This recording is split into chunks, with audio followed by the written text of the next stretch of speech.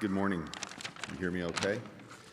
So, my name's Tim Kerrigan. I've been a member here at Countryside for about 30 years, and it's been a wonderful place for my family and for me.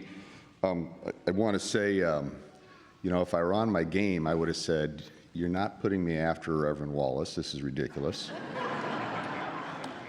But as usual, I'm usually wrong, and something greater than me, is in charge. And so a stewardship message after what we've heard today, the old Tim would say, bad idea, don't do that. But you know what? It's a fantastic prelude to what I have to say, I think, because this is why I come to Countryside. Just a great example of the messages that I need to hear that help me be a better person, be a better husband, father, employer, employee, all those things. So I told you I've been here for about 30 years, and I would tell you I didn't enjoy church until I found a home at Countryside. And I'll always remember a feeling I got one time early on. I had a couple young kids. They were up front for a children's moment, and I was sitting in the pew. And I was overcome by a feeling. And, the kids were up there, and what I remember is they were being embraced with this community that was talking about a loving God. Now, perhaps I hadn't been listening for the 20-some years before that, but I was kind of afraid of God. And if you ask my mom, she'd probably say he wasn't listening. But I was there. I was probably bored stiff, but I missed this message of a loving God, and that's what I found at Countryside. And so Countryside's put me where I am today, and I sat there. I felt this overwhelming feeling, and when I think about it today, I still get that feeling coming up my neck. And it's a feeling I've had a number of times sitting here at Countryside. It's a feeling I hope you all get at times, and I hope everybody gets that. So on to the message. When I first joined, I didn't give much financially. I thought it was somebody else's job to support the church financially. And I quickly learned that it was up to all of us, you and me, to support this amazing place. And sure, money isn't everything, but it is a practical thing that we have to have if we're going to imagine more. If we're going to do the things that we're talking about, if we're going to keep doing all the things you've heard about just today, and the plans that we have. The other thing I would mention is we've not always been terribly clear about our financial plans. We've kind of left it up to God, and I love that. But you know what? We are so excited about our future, and part of that excitement is we're going to be clear about our financial plans and our financial needs, and we're really going to try to embrace you all, our congregation, so that we can imagine more.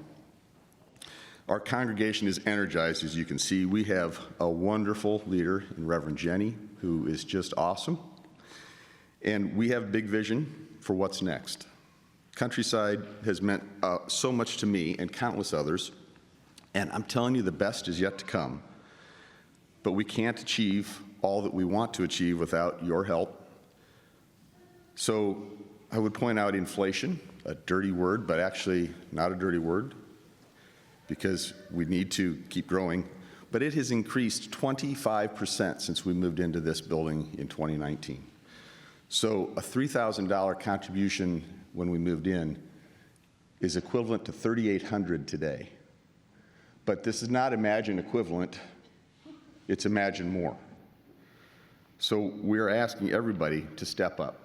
Whether you're a substantial giver or a small giver, we need you to really dig deep and imagine more and give more. And if you're not giving financially, we're asking you to start. Our goal is 100% participation from our church members and a $1.5 million contribution, which, by the way, is about a 50% increase from where we've been for a number of years. We've been really level, $900,000, $1 million, something like that. We've lost some givers and we gained some givers, and we've lost some members and we've gained some members, but we're flat. Well, you can't, anybody knows you can't be flat forever. You've got to start increasing. That's a big ask, but completely achievable if we all do our part. Countryside has a rich history of making a difference, and our future, in my estimation, is brighter than ever. It truly is. You'll soon receive a letter with more information and a pledge card. When you get it, I ask you, talk about it with your family, talk about it with your friends, pray about it, ask questions here at church, the stewardship team, as well as anybody.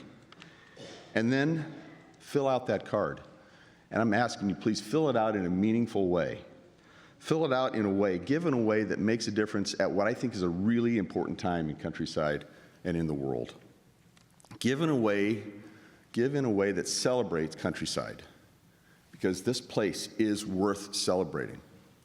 And I ask you to give in a way that makes you proud of yourself and proud of a sacrifice to make us better and imagine more.